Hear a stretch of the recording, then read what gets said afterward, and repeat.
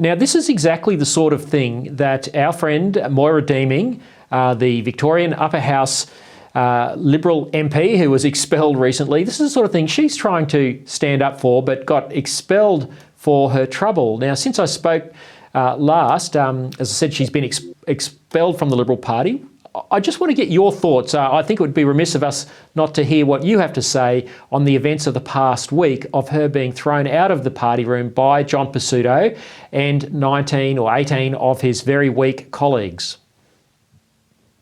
It is absolutely devastating and infuriating that the majority of these people, mostly men, and that's not a slight on all men because there's great men like yourself, Lyle, and my husband and so many others who stand up in this space, but weak men and some women who think that by pandering to a small group of the society that they're going to win more votes. Well, I can tell you right now, they're not going to win any of the LGBT votes because they made this stand. They're not going to, and they're going to lose votes that they did have because they've refused to have a backbone and stand up for what is true and right and correct. They've given no reason whatsoever why Moira's views are unacceptable or reprehensible or she should be expelled for. They simply just want to cut her off, silence her, and distance themselves from her very reasonable mainstream views. She was an elected member of Parliament via the Liberal Party, and they have completely shown utter contempt towards their own voters in this, and I think it will come back to bite them in a very serious way. I think you're exactly right, Kirralie, and that's why I think that tweet you put out on Ida Hobbit Day is so important, because it shows a brave young woman, Riley Gaines, a swimmer, talking about her experiences with biological males in her dressing room while she was at a swim meet. And this is what John Pesutto and those other 18 cowards in the Liberal Party room are supporting. They're supporting that as opposed to Moira, who's saying that's not okay. It's just mind-boggling, and I think these people are going to find themselves on the wrong side of history very soon.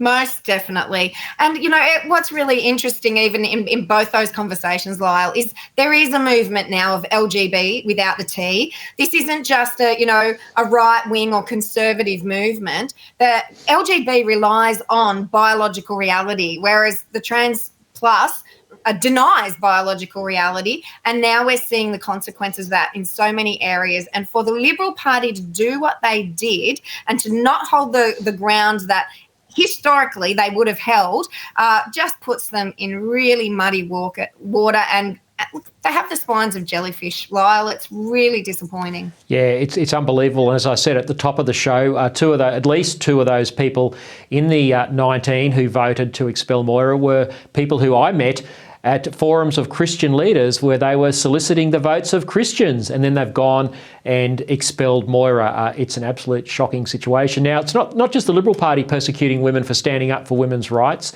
Associate Professor of Philosophy at Melbourne University, Holly Lawford-Smith, has lodged a complaint against her employer for not providing a safe workplace. Kirralie, you've written about this week. What's at play here? Let's just watch Holly speaking, and then I'll get your reaction.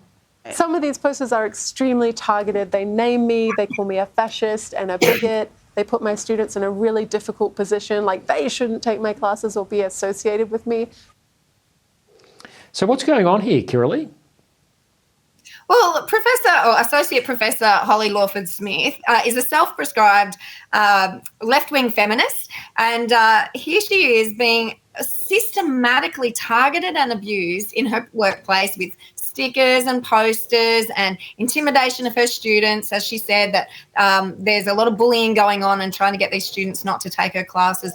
Now, all that she does is rely on the biological sex argument and that women deserve single-sex spaces and services. And so good on Holly. She has taken that proactive step of going to Workplace Victoria, putting in a complaint, and basically taking the fight back to them, because it's completely unacceptable that in a place, a tertiary education, a university where all ideas should be rigorously analysed and debated and explored, she is being continually penalised and shut down for her efforts. So she has my 100% full support in her action.